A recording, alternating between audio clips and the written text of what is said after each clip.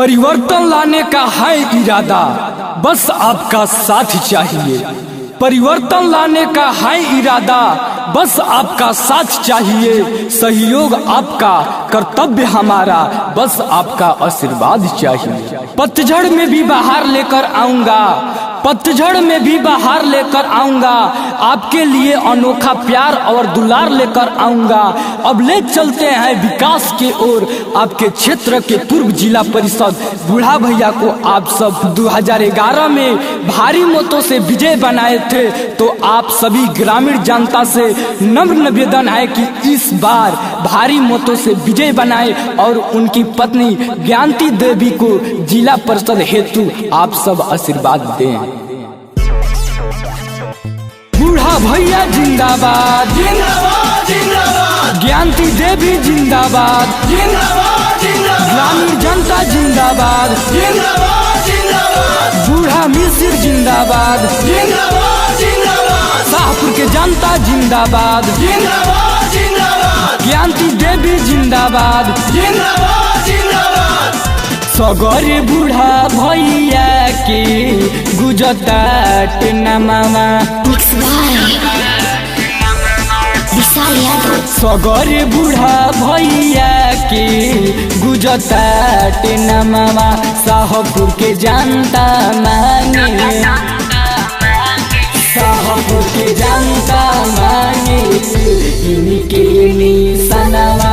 शाहपुर के जनता मांगे इनके निशानवा।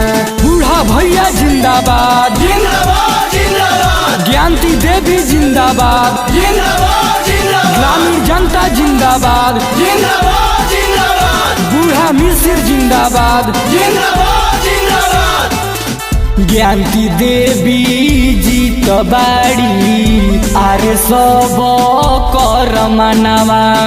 पूरा करी जनता देखो बूढ़ा भैया के सपनावा। महादेवा स्टूडियो बिहिया।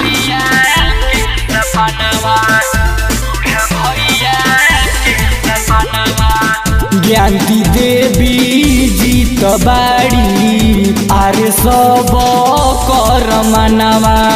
पूरा करी जनता देखो बूढ़ा भैया के सपनावा। गली गली गावे गावे होता इनके गुनगानावा। गली गली गावे गावे होता इनके गुनगानावा। शाहपुर के जनता मांगे इनके निशानवा। शाहपुर के जनता मांगे इनके निशानवा। बूढ़ा भैया जिंदाबाद, जिंदाबाद जिंदाबाद, ज्ञानती देवी जिंदाबाद, जिंदाबाद जिंदाबाद, ग्रामीण जनता जिंदाबाद, जिंदाबाद जिंदाबाद, बूढ़ा मिसिर जिंदाबाद, जिंदाबाद जिंदाबाद, शाहपुर के जनता जिंदाबाद, जिंदाबाद जिंदाबाद, ज्ञानती देवी जिंदाबाद, जिंदाबाद जिंदाबाद। इहे बाटे आशा बकी देखो आइल बा समैया। सब कोई के बेटा बाड़ी खड़ा बूढ़ा भैया।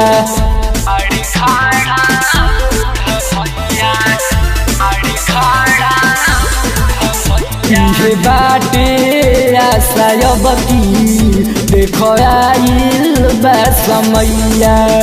सब कोई के बेटा खड़ा बाड़े बूढ़ा भैया। कहले नीरज अंकुर पांडे विशालवा। कहले नीरज अंकुर पांडे विशालवा। शाहपुर के जनता मांगे